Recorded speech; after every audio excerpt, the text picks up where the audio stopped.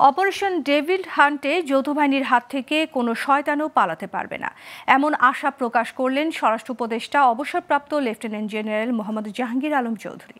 সকালে রাজারবাগ পুলিশ অডিটোরিয়ামে এক কর্মশালায় প্রধান অতিথির বক্তব্যে তিনি একথা বলেন। উপদেষ্টা বলেন, অন্তর্বর্তী সরকারের অন্যতম প্রধান লক্ষ্য জনগণের জানমালের নিরাপত্তা নিশ্চিত করা।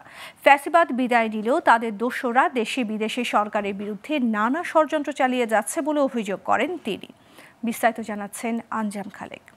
রাজধানীর রাজারবাগ পুলিশ অডিটোরিয়ামে মঙ্গলবার দেশের পরিবর্তিত পরিস্থিতিতে মানবাধিকার ও পরিবেশের ওপর গুরুত্বসহ আইন প্রয়োগ বিষয়ক এই কর্মশালা হয়। এতে অংশ নিয়ে স্বরাষ্ট্র উপদেষ্টা অবসরপ্রাপ্ত লেফটেন্যান্ট জেনারেল মোহাম্মদ জাহাঙ্গীর আলম চৌধুরী বলেছেন, অভ্যুত্থানের মাধ্যমে দেশ থেকে ফ্যাসিবাদ বিদায় নিয়েছে, কিন্তু তাদের দোসররা বিগত ১৬ বছরে তাদের অর্জিত অবৈধ সম্পদ ব্যবহার করে অপশক্তির সম্পৃক্ততায় নৈরাজ্য সৃষ্টি ও নিজেদের অবস্থান জানান দিচ্ছে।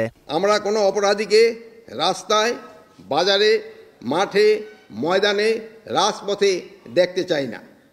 প্রত্যেক অপরাধীকে আইনের আওতায় আনতে হবে। অপারেশন ডেভিল হান্টকে আমি বলবো, no devil should be escape from law enforcing agency. উপদেষ্টা বলেন, ফ্যাসিস্ট সরকার ক্ষমতায় টিকে থাকার জন্য পুরো রাষ্ট্রযন্ত্রকে অন্যায়ভাবে ব্যবহার করেছে।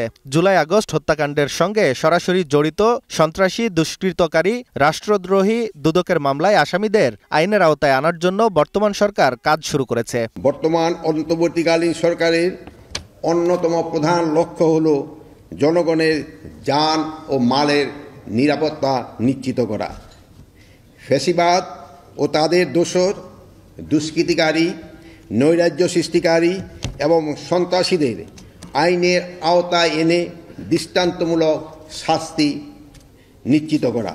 জুলাই আগস্ট হত্যাকাণ্ডের সাথে সরাসরি জড়িত সন্ত্রাসী, নরহত্যায় জড়িত বিশেষ হেলমেট বাহিনী আইনের আওতায় আনার জন্য সরকার কাজ করে যাচ্ছে। সারা দেশে অস্থিরতা সৃষ্টির অপতৎপরতাকারী এবং তাদের সহযোগীদের আইনের আওতায় আনতে শনিবার থেকে শুরু হওয়া অপারেশন ডেভিল হান্ট ও অন্য অপরাধে এ পর্যন্ত প্রায় ২০০০ জনকে গ্রেফতার করেছে যৌথ বাহিনী।